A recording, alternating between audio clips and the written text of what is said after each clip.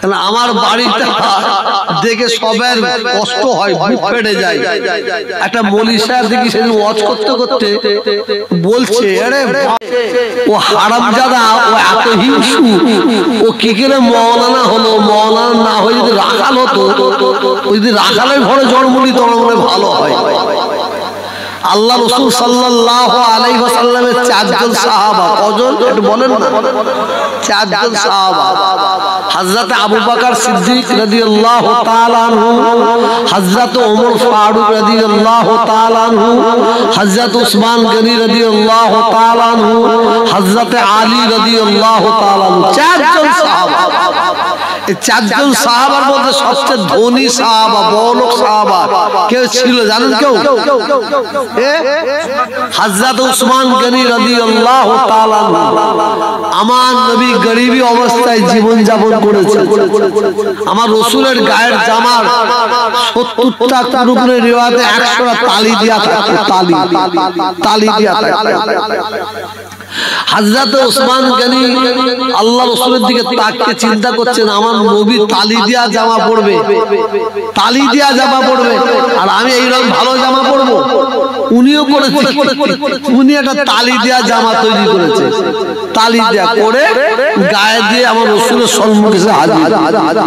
শুনুন, আল্লাহ রাসূল এই জামাটাকে দেখে, হযরত উসমান গনি হুজুরের জামাটাকে দেখে রেগে রাগান্বিত হয়ে গেলেন, লাল হয়ে গেলেন। তোমার এই অবস্থা কেন? তুমি কেন তালি দিয়া জামা পরেছো?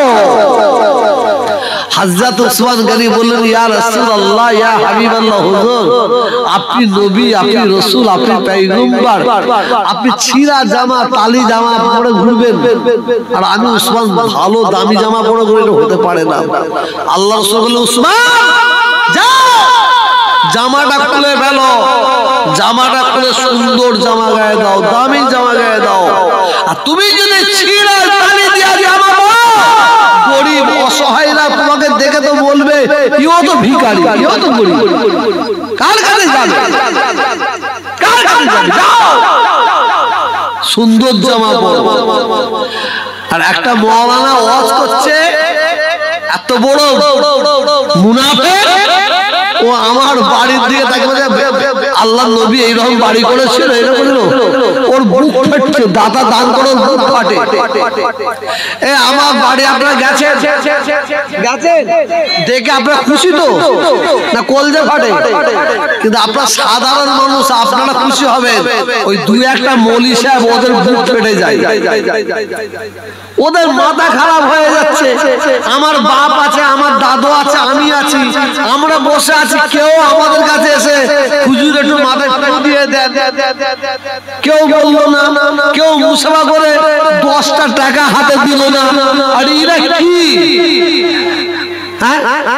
এদের ঘরে মানুষ এই করছে। এইটা হচ্ছে আল্লাহর দান। কার দান? আল্লাহর দান। আজকে সিয়াব যে আজকে সম্মান পেল, এটা কার দান? এটা জোরে বলুন, এটা কার দান?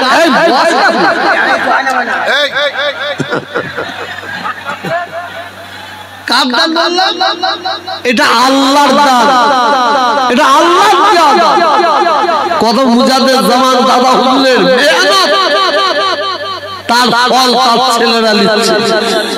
আজকে সিয়াবের ছেলে যদি এখানে আসে, আগামী বছর সিয়াব ভাইকে নিয়ে আসতে হবে না, সিয়াব ভাইয়ের ছেলেকে নিয়ে আসবেন। খালেক ভাইকে বলছি, মানুষ ঠিক এইভাবে সম্মান দেবে না? দেবে না? কথা বলেন না?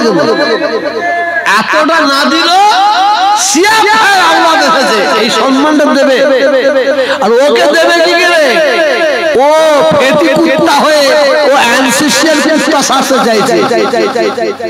ওর বাবা গলায় চেন দিলে কি হবে? চেন দিলে কি হবে? ও একদম পায়খানা ফিরছে, আর অ্যানসিশিয়াল কুত্তা ওর মুখের কাছে তুমি যে খাবার দাও খাবে না। খাবে ভাই? মুনিম না দিলে খাবে না। যাক, আল্লাহ তাআলা আমাদের সবাইকে হিংসা থেকে, মুনাফিকের হাত থেকে আল্লাহ হেফাজত করুন, বলুন আমিন। আমাদের বাপ দাদা 14 পুরুষ দাদা হুজুরকেরা দল মত সিলসিলা ধরে জীবন কাটিয়েছে, আমরা ইনশাআল্লাহ সেই সিলসিলা ধরে আমরা থাকবো, বলুন ইনশাআল্লাহ। এর জোরে বলুন নারায়ে